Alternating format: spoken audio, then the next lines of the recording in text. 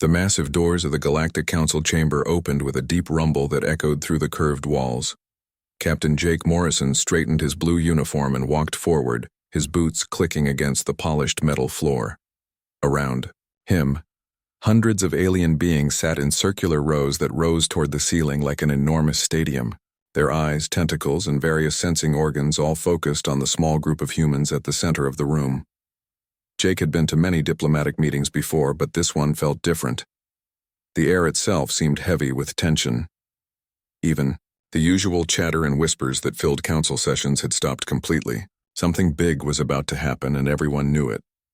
Ambassador Kythek stood up from his seat in the front row. The Zilarian was 8 feet tall and covered in gray scales that caught the overhead lights. His forearms moved in perfect coordination as he activated a holographic display that showed star maps and battle footage. When he spoke, his voice carried the authority of an empire that had conquered half the galaxy. "Honored council members," Kythek began, his words translated into dozens of languages through small devices worn by each delegate. "We are here today to address the human problem in the Centauri colonies." Jake felt his stomach tighten. The Centauri colonies were home to over 2 million humans who had worked for 50 years to build new lives on distant worlds. These people had families, businesses, and dreams. They were not just numbers on a report. "The humans have refused to accept our rightful claim to the Centauri system," Kythek continued. "They have ignored our warnings and diplomatic requests. They continue to expand their settlements into territory that belongs to the Zilarian Empire by ancient right." A wave of clicking sounds came from the insect-like delegates in the upper rows. Jake recognized this as agreement in their language. Several other species nodded their various heads or made their own sounds of support. The humans were clearly outnumbered here. Jake stepped forward to respond, but Kythek raised one of his 4 hands to stop him. "We have tried peaceful solutions," the Zilarian ambassador said. "We have offered generous terms for human relocation. We have provided alternative colony sites in unclaimed systems, but the humans refuse to listen to reason. They claim their colonies are too valuable to abandon.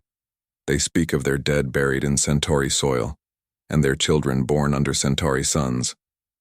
More clicking sounds filled the chamber. Jake could see where this was going, and he did not like it at all. "Therefore," Kythek announced, "the Zilarian Empire invokes the ancient right of single combat to settle this dispute once and for all." The chamber erupted in noise. Delegates from dozens of species began talking, clicking, whistling, and making various other sounds all at once. Jake felt the blood drain from his face. He had studied galactic law, but single combat challenges were so rare that most species considered them historical curiosities. A tall, thin alien with blue skin called for order. As the current council president, her words carried weight, and the noise gradually died down. "Ambassador Kythek," she said in a voice like wind chimes, "please state the terms of your challenge." Kythek's scaled face showed what Jake had learned to recognize as a Zilarian smile. It was not a pleasant expression. "The greatest warrior of the Zilarian Empire, Swordmaster Vexhai, will face the greatest warrior that humanity can provide. The combat will take place in 3 weeks on the neutral station of Kepler Prime. If the human warrior wins, the Zilarian Empire will recognize human claims to all current Centauri colonies. If Vexhai wins, all humans must leave Centauri space within 1 year and accept vassal status under Zilarian rule." The chamber fell silent again. Jake felt like someone had punched him in the stomach. Vassal status meant that Earth would become a subordinate world, required to follow Zilarian laws and pay tribute to their empire. It would be the end of human independence in space. "And if humanity refuses this challenge?" asked the blue-skinned council president.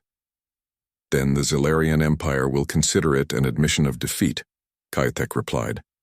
"The same terms will apply, but we will also demand additional reparations for the time wasted on diplomatic solutions." Jake finally found his voice. "This is ridiculous," he said, his words carrying clearly through the chamber's acoustic system. "We're talking about the lives of millions of people. You can't decide their fate with a single sword fight." Kythek turned to face him directly. "Can we not? Single combat has settled disputes between civilized species for thousands of years. It prevents the massive loss of life that comes with full-scale war. One warrior from each side, fighting with honor according to ancient traditions. What could be more fair?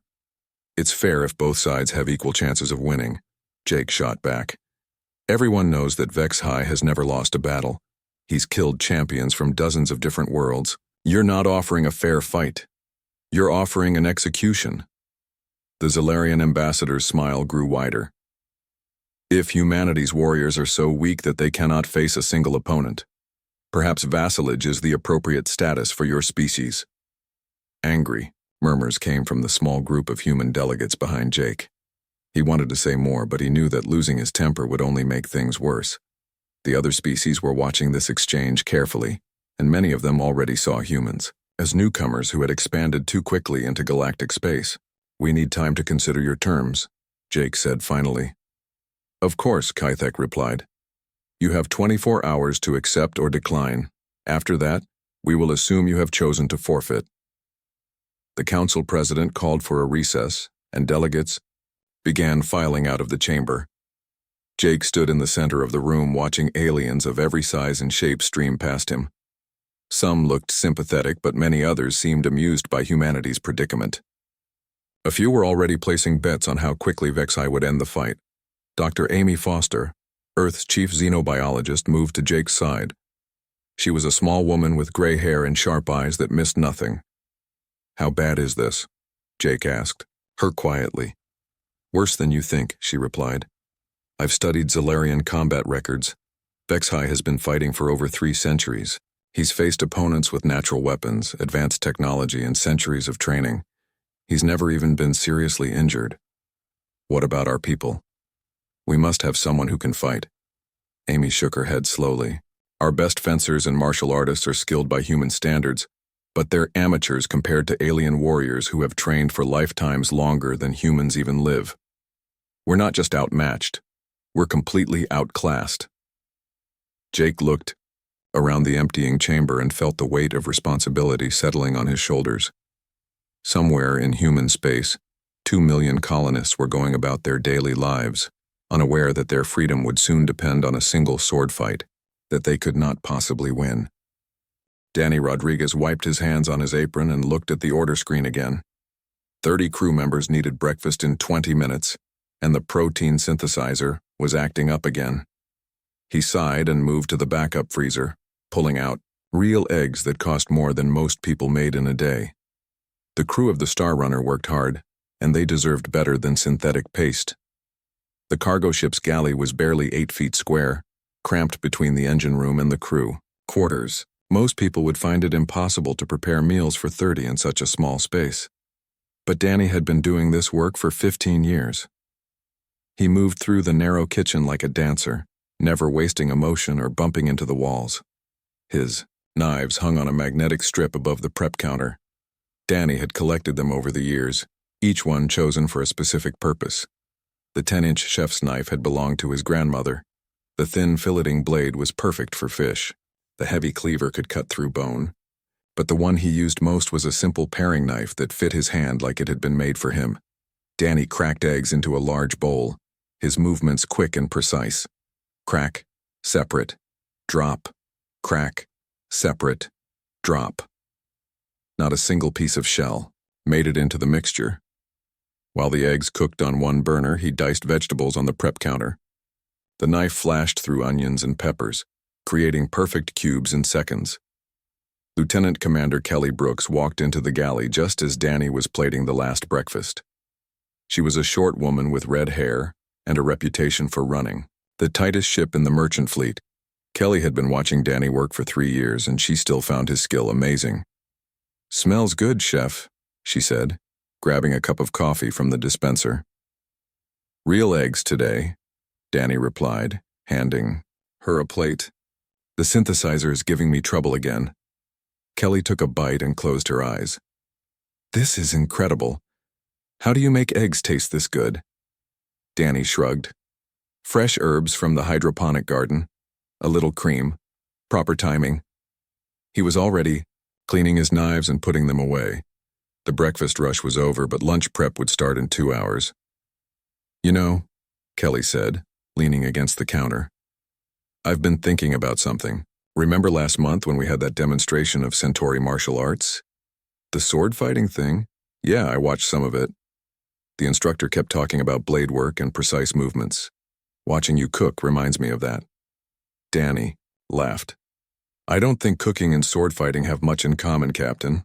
"Maybe not," Kelly said, but she kept watching him work. Later that day, Kelly sat in her quarters reading the emergency broadcast that had just come through the communication system. Earth Command was asking all ship captains to report anyone with exceptional blade skills. They needed a champion to face some alien warrior in single combat. The message was marked urgent and had been sent to every human vessel in space. Kelly read the message 3 times. The situation sounded desperate. Earth was looking for someone who could fight with swords, and they were asking civilian ships to help with the search. That meant their own military did not have anyone good enough. She thought about Danny again. The way his hands moved when he worked with knives was unlike anything she had ever seen. He could prep vegetables faster than most people could eat them. She had watched him bone a fish in less than 30 seconds, removing every piece of skin and skeleton without wasting any meat. His knife work was not just fast. It was perfect. Kelly activated her communication console and recorded a message to Earth Command. She felt a little silly describing a cook's kitchen skills as potential combat ability, but something told her this might be important. 2 days later, Danny was preparing lunch when Kelly called him to her quarters. She looked nervous, which was unusual for a woman who had commanded cargo ships through asteroid fields and pirate attacks. "Danny, I need to ask you something strange," she said. "Have you ever done any martial arts or sword fighting?" He looked confused. "No, Captain. Why would you ask that?" "Just curious, you're very good with knives." "Well, I've been cooking professionally since I was 18. My grandmother taught me the basics when I was a kid. She used to say that a good cook needs to respect his tools." Kelly nodded. She had sent that message to Earth Command, but she had not expected anything to come of it. Now she was wondering if she had made a mistake. The next morning, a priority message came through the ship's communication system. It was addressed directly to Danny Rodriguez. Kelly read it first, as was her right as captain, and her eyes went wide. "Danny," she called over the intercom. "I need you in my quarters immediately." Danny arrived, still wearing his apron, confused about why the captain sounded so serious. Kelly handed him the message pad without saying anything.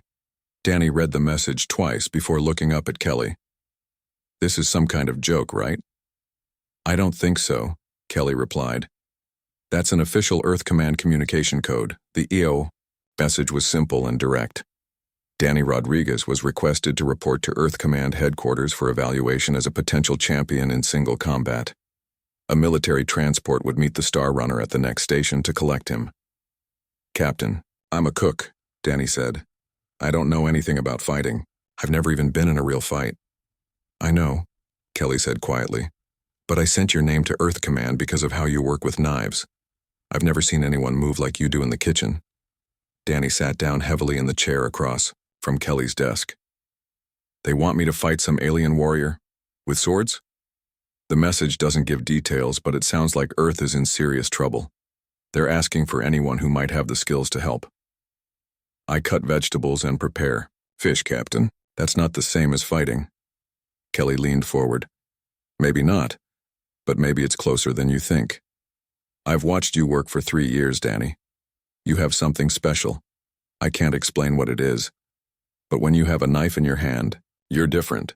You're focused and precise and completely in control." Danny looked at the message again. The words seemed unreal. Earth needed a champion. They wanted him to try. The fate of human colonies depended on finding someone who could win an impossible fight. "What if I can't do it?" he asked. "Then at least you tried," Kelly replied. "But what if you can?" Danny stepped off the transport shuttle and looked up at the massive towers of Earth Command headquarters. The buildings stretched so high into the sky that their tops disappeared into the clouds. Military personnel in crisp uniforms walked quickly between the structures, all looking like they had important business to attend to. Danny felt very out of place in his simple civilian clothes. A young officer with lieutenant bars on her collar approached him. "Are you Danny Rodriguez?" "Yes, ma'am," Danny replied, still staring at the enormous buildings around him. "I'm Lieutenant Sarah Kim. General Banks is waiting to see you." They took an elevator that moved so fast Danny's ears popped. The lieutenant led him through corridors lined with pictures of famous military leaders and battles from Earth's history. Danny recognized some of the faces from history classes, but most were unknown to him. General Lisa Banks was a tall woman with gray hair and eyes that seemed to see everything at once. Her office was large and filled with awards, maps, and communication screens, showing different parts of human space. She looked up from a stack of reports when Danny entered. "So you're the cook," she said, her voice neither friendly nor unfriendly. "Yes, General, though I'm not sure why I'm here." General Banks stood up and walked around her desk. "We're in a desperate situation, Mr. Rodriguez. The Zalarians have challenged us to single combat. If we lose, every human colony outside the Yao solar system becomes their property. 2 million people will lose their homes." Danny swallowed hard. "I understand that, General, but I don't see how I can help. I'm not a soldier." "No, you're not," the general agreed. "But you might be something more useful. Dr. Foster will explain." A woman with short gray hair entered the office. She carried a tablet and looked at Danny, with curiosity rather than skepticism. "I'm Dr. Amy Foster," she said, shaking Danny's hand. "I study alien cultures and combat techniques. I've been looking for someone who might have a chance against Vex High, and your name came up." "Because I can cut vegetables quickly?" Dr. Foster smiled. "It's more than that. May I ask you to demonstrate your knife skills?" They took Danny to a test kitchen in the basement of the headquarters building. It was larger than the galley on the Star Runner but had the same basic equipment. Dr. Foster had arranged for ingredients to be waiting: whole chickens, fish, vegetables, and fruits. "Just cook something," she said. "Whatever you feel comfortable making." Danny looked around the kitchen and felt some of his nervousness fade away. This was familiar territory. He selected his grandmother's old knife from the set that had been brought from his ship and got to work. He started with the chickens, breaking them down into parts with quick, efficient cuts. His knife moved in smooth arcs, finding every joint and separation point without hesitation. Skin, bone, and meat separated cleanly under his blade. Dr. Foster watched closely as Danny moved to the vegetables. His knife became a blur as he diced onions into perfect cubes, julienned carrots into thin strips, and minced garlic so fine it almost became paste. He never looked at his hands, instead focusing on the cooking process as a whole. The fish came next. Danny filleted 2 large salmon in less than a minute, removing every bone while leaving the meat intact. His movements were so smooth that it looked like the fish were falling apart on their own. "Remarkable," Dr. Foster murmured. Danny seasoned everything and began cooking, using 3 pans simultaneously while preparing a sauce and monitoring the oven. His hands never stopped moving, but every motion had a purpose. Nothing was wasted, nothing was rushed, and nothing was forgotten. When the meal was finished, Dr. Foster and General Banks sat down to eat.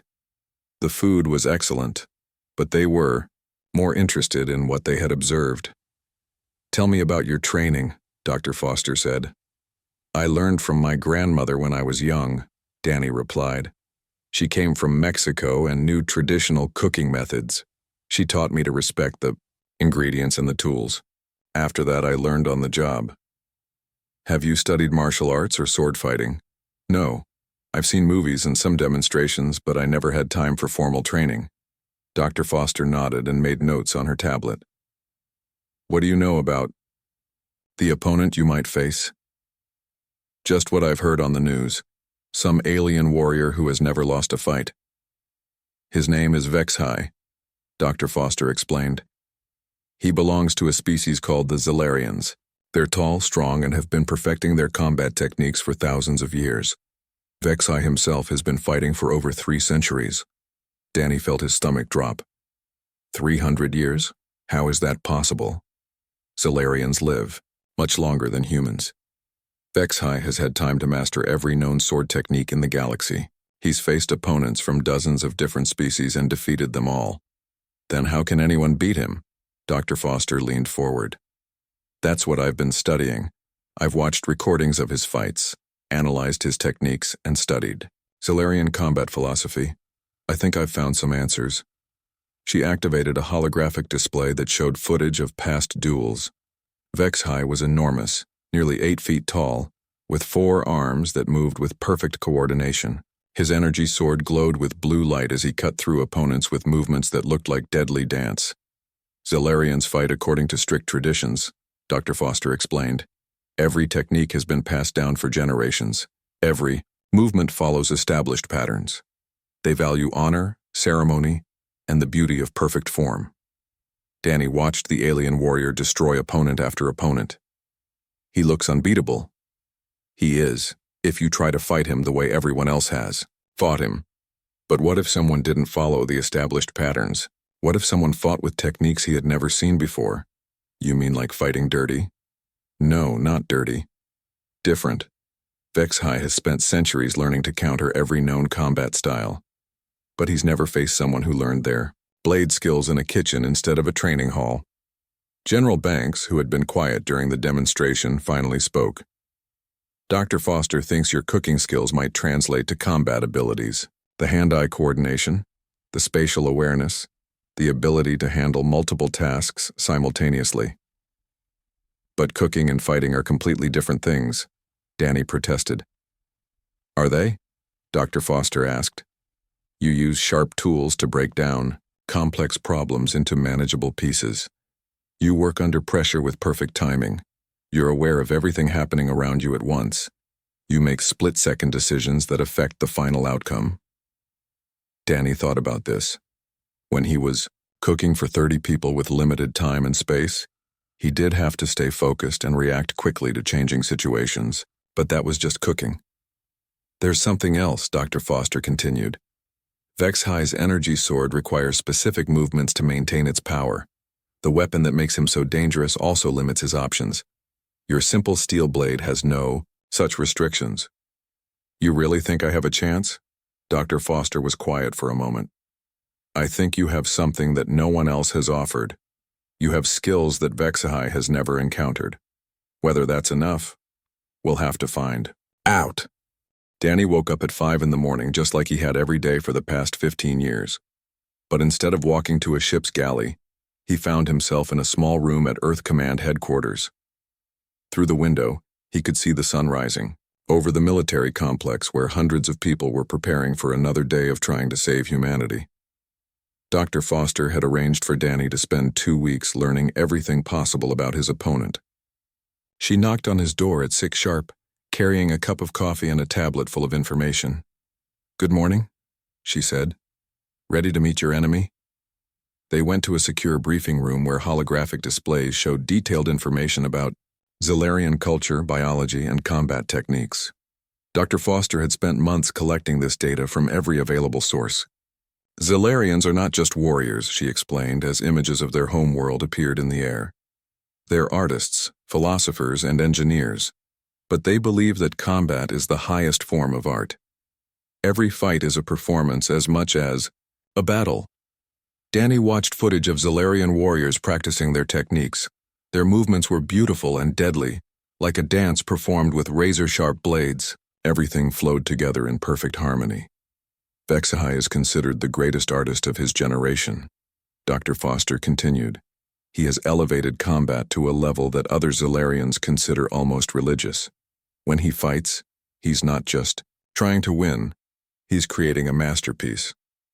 That sounds very impressive, Danny said. But how does it help me? Because artists follow rules. They have styles and techniques that can be predicted. HFY has spent 300 years perfecting his art. But that also means he has patterns that can be studied.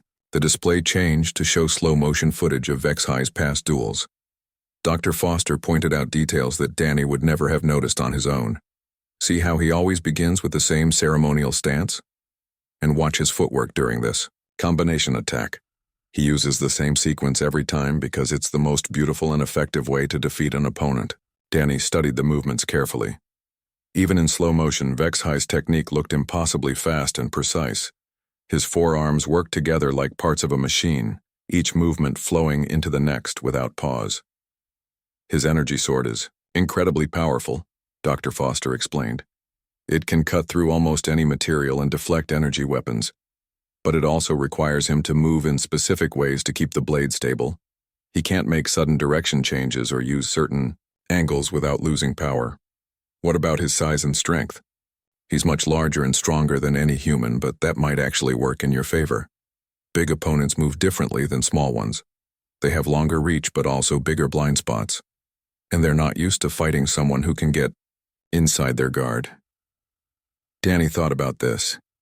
In a cramped kitchen, he had learned to work around people much larger than himself. He knew how to move in tight spaces and use his smaller size as an advantage. Colonel Pete Williams joined them for the afternoon session.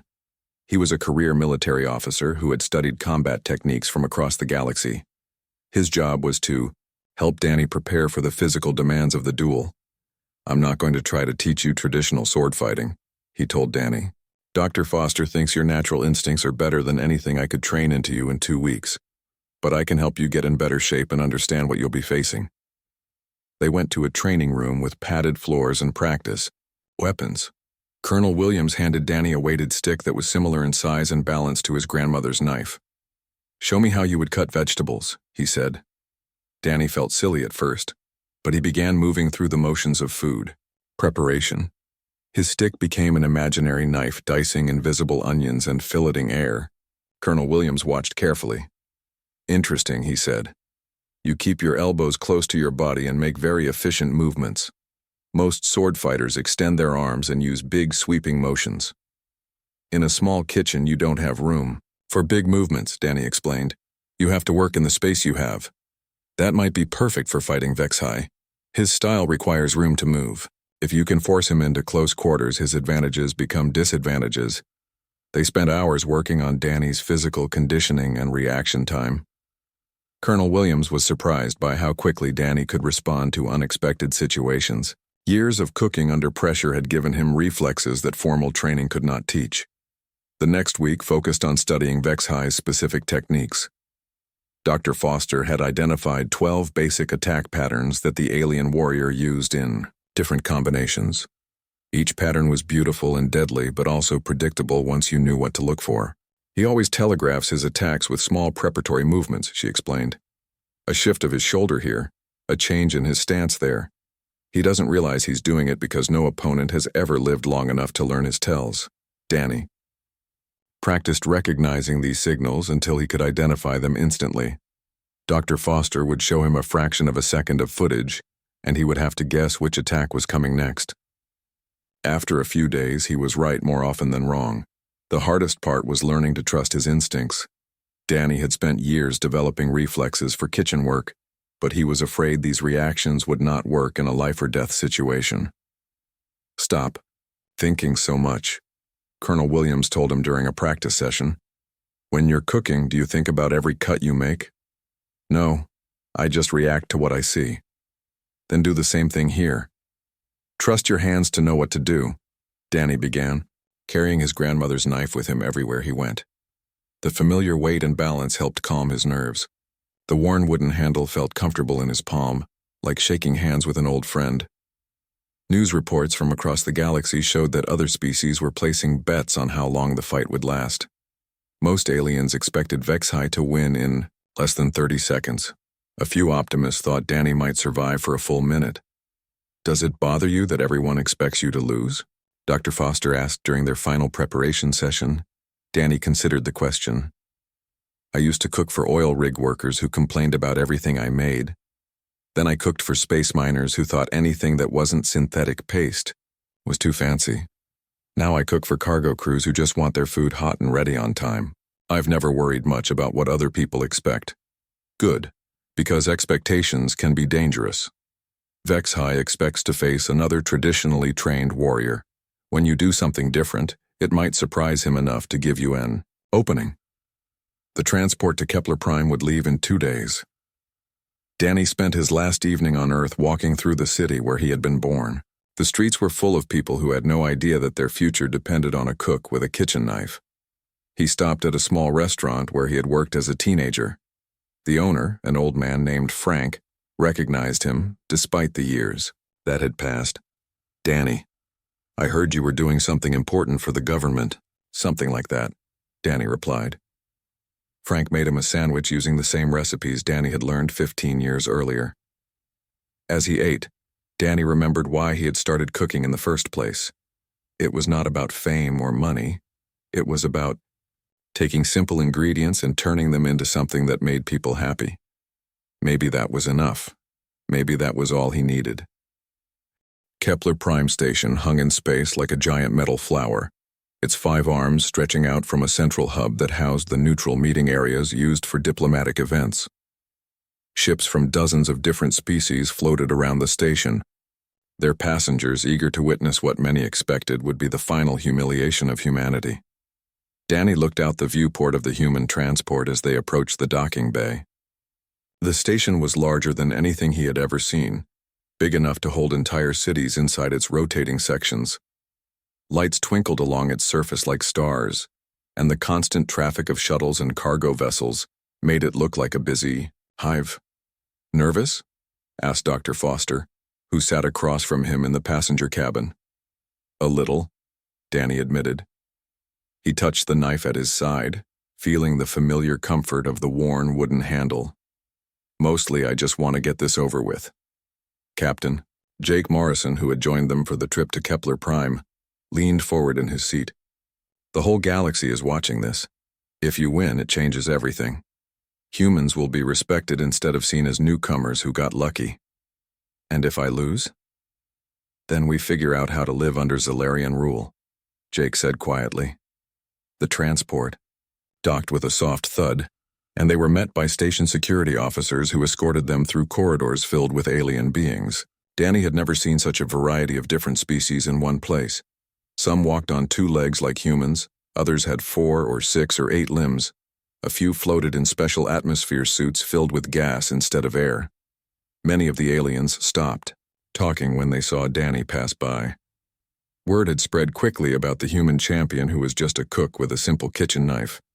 Some looked amused, others seemed confused, and a few appeared genuinely curious about what humanity was thinking. The dueling chamber was located in the station's central hub, where artificial gravity was lightest and the large space could accommodate spectators from many different worlds. The room was circular and 50 meters across, with raised galleries running around the walls for observers. Force fields would contain the combat while allowing clear viewing from every angle. Ambassador Kaithek was already present, standing with a group of Zalarian officials near the arena floor. He looked even more imposing in person than he had in the council chambers, his 4 arms moving in precise gestures as he spoke with his companions. When he saw the human delegation arrive, his scaled face showed what Danny now recognized as a Zalarian expression of amusement. "So this is the great human warrior," Kaithek said, his translated words carrying a tone of mockery. "I must admit, I expected someone larger." "Size isn't everything," Dr. Foster replied politely. "Perhaps not, but skill and experience certainly matter. I hope your champion has made peace with his gods, because he will meet them shortly." Danny said nothing. He had learned during his preparation that responding to insults was exactly what aliens like Kaithek wanted. Better to stay quiet and let his actions speak for themselves. The galleries began filling with spectators as the appointed time approached. Representatives from nearly every spacefaring species had come to watch the duel. Danny could see humans in one section, their faces tight with worry. The other sections were filled with aliens who chatted excitedly about the coming entertainment. Tall, thin alien with blue skin called for attention. She was the neutral arbiter chosen to oversee the combat and ensure that all ancient traditions were properly followed. "The challenge has been accepted," she announced, her voice carrying clearly through the chamber's sound system. "Single combat will determine the fate of the disputed territories. The warriors will fight with bladed weapons according to the old laws. Victory comes through death or surrender of the opponent." Danny felt his mouth go dry. He had known the rules, but hearing them spoken aloud made everything feel more real. "Let the challenger's champion enter the arena," the arbiter continued. A door on the far side of the chamber opened with a deep rumble. Vexhai stepped through, and even the chattering aliens in the galleries fell silent. The Zalarian warrior was a giant, nearly 8 feet tall, and covered in ceremonial armor that had been polished to a mirror shine. His forearms moved with perfect coordination as he walked to the center of the arena, each step precise and calculated. Ancient symbols were carved into his armor, telling the story of victories stretching back 3 centuries. Vexhai carried his energy sword in his primary, right hand. The weapon was nearly 4 feet long and glowed with blue fire that cast shifting shadows across the arena floor. When he activated it fully, the blade hummed with barely contained power that made the air itself seem to vibrate. The alien warrior began the traditional pre-combat ritual, moving through forms that demonstrated his mastery of ancient techniques. His movements were like a deadly dance, each pose flowing into the next with perfect grace. The watching aliens murmured appreciatively, recognizing the skill required to perform such complex sequences. "Now let the Defender's champion enter," the Arbiter announced. Danny walked through the human entrance and into the arena. The contrast between the two fighters was so extreme that several aliens in the galleries made sounds that their translators rendered as laughter. Where Vexhai was tall and imposing, Danny looked small and ordinary. Where the alien wore magnificent armor, Danny wore simple military fatigues. Where Vexhai carried a weapon of advanced technology, Danny had only his grandmother's old kitchen knife. Danny drew his blade and held it in a ready position that looked nothing like any formal combat stance. His posture was relaxed but alert, exactly as it would be when preparing to break down a large fish or carve a roast. The worn wooden handle felt warm and familiar in his palm. Vexhai completed his ritual and turned to face Danny. The alien's eyes widened slightly when he saw his opponent's stance. In 300 years of combat, he had never seen anyone hold a weapon in quite that way. "Human," Vexhai said, his voice deep and resonant. "I offer you the chance to surrender with honor. You are clearly outmatched, and there is no shame in recognizing superior skill." "Thank you for the offer," Danny replied politely. "But I think I'll give it a try." The alien warrior nodded as if he had expected this response. "Then prepare yourself to die well." The Arbiter raised her hand. "The challenge is accepted by both parties. Combat begins when I lower my hand." Danny could feel the eyes of hundreds of aliens watching him. In the human section, he saw Dr. Foster gripping the railing with white knuckles. Captain Morrison looked like he was about to be sick. But Danny found himself feeling strangely calm. He thought about his grandmother, who had taught him that cooking was about respect for ingredients and tools. He thought about the thousands of meals he had prepared for crews who depended on him to keep them fed and happy. He thought about the simple pleasure of turning raw materials into something useful and good. The Arbiter's hand began to drop. Vexhai raised his energy sword and prepared to end the fight with a single devastating strike. His movements followed the same pattern Danny had studied for weeks, beginning with the ceremonial stance that preceded his most powerful attack. Danny shifted his weight slightly and adjusted his grip on the kitchen knife. Just like every other day for the past 15 years, he was about to go to work. The Arbiter's hand dropped and Vexhai exploded into motion. His energy sword swept down in a perfect arc that would have split Danny in half from shoulder to hip. It was the same opening move that had killed 47 champions from different worlds, delivered with 3 centuries of practiced skill. But Danny was not where the blade expected him to be. Instead of stepping back or trying to block the massive strike, Danny moved forward and to the side, slipping inside the arc of the attack like he was avoiding a swinging pot handle in a busy kitchen. His kitchen knife came up in a simple parrying motion that deflected the energy blade just enough to send it past his shoulder. Vexhai stumbled slightly, caught off balance by an opponent who had responded in a way that violated every rule of proper combat. He recovered quickly, spinning to face Danny with all forearms readying for a combination attack. The alien warrior launched into a complex sequence that should have been impossible to defend against. His energy sword moved in, patterns that created walls of deadly light, while his free arm struck with armored fists that could crush bone. It was a masterpiece of Zalarian combat art, beautiful and lethal. Danny treated it like a dinner rush at a busy restaurant. His kitchen knife moved in quick, efficient motions that looked more like food preparation than sword fighting. Where HFY's attacks were grand and sweeping, Danny's responses were small and precise. He cut away the dangerous parts of each strike while preserving what could be useful, exactly like filleting a fish or trimming fat from meat. The watching aliens fell, silent as the duel continued. They had expected to see either a quick human death or perhaps a brief moment of desperate resistance. Instead, they were watching something that had never happened before in recorded galactic history. The legendary HFY was being frustrated by an opponent who refused to fight according to any known rules.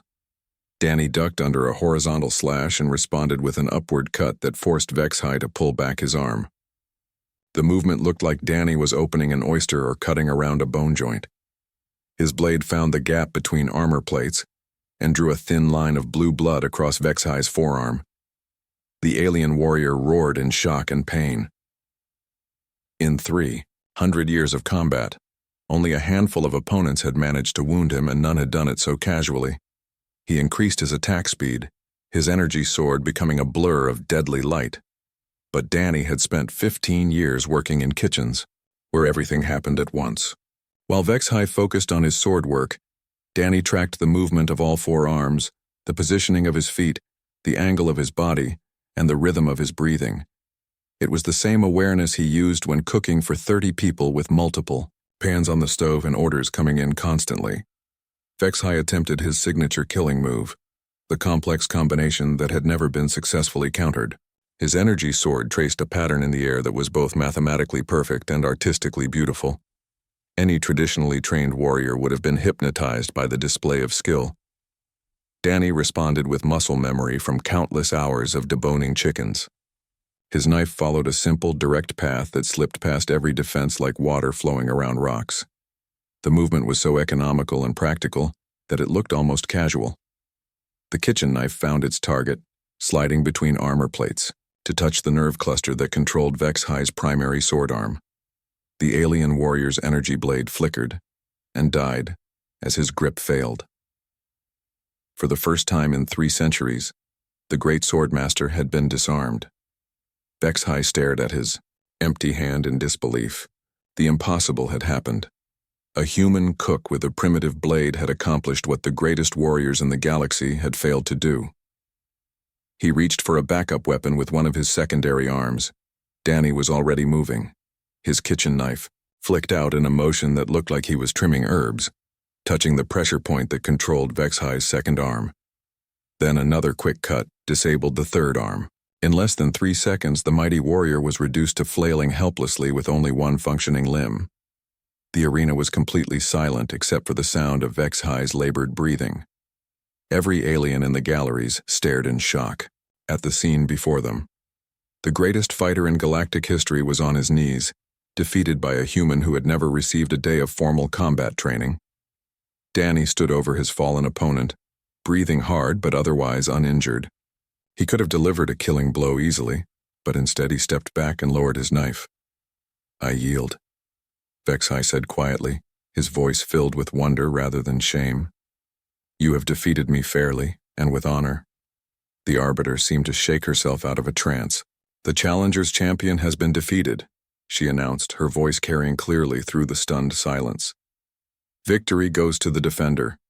The terms of combat are satisfied." The human section of the galleries erupted in cheers. Dr. Foster was jumping up and down like a child, while Captain Morrison sat with his mouth hanging open. Ambassador Kythek stood frozen among his delegation, apparently unable to process what had just happened. Danny walked over to HFY and offered his hand. The alien warrior accepted the help getting to his feet, careful not to aggravate his disabled arms. "How?" HFY asked. "I have studied every combat technique known to civilization. I have trained for centuries to perfect my art. How did you defeat me with such simple movements?" "I didn't try to fight you," Danny explained. "I just treated you like any other problem I had to solve in the kitchen. You had parts I needed to remove and parts I needed to keep. The knife knew what to do." HFY nodded slowly. "You fought without ego, without the need to prove your superiority. You simply did what needed to be done. It is a lesson I should have learned long ago." The alien warrior performed a formal bow that Danny recognized as the highest sign of respect in Zalarian culture. "You are truly worthy of victory. I am honored to have faced you." Danny returned the bow awkwardly, still not entirely sure what had just happened. As news of the duel spread across the galaxy, the impossible victory became a legend that would be told for generations. The human cook who defeated the greatest warrior in space with nothing but a kitchen knife and practical common sense. Earth's colonies were secure, humanity's independence was guaranteed, and the galaxy had learned a valuable lesson about underestimating simple solutions to complex problems. Danny returned to the Star Runner and his duties in the galley. He continued to cook for Captain Brooks and her crew, preparing meals with the same care and precision he had always used. But now every cut of his knife carried the memory of the day when practical skills and human determination had changed the course of galactic history. The kitchen knife went back to its place on the magnetic strip above the prep counter, where it belonged. After all, Danny had work to do.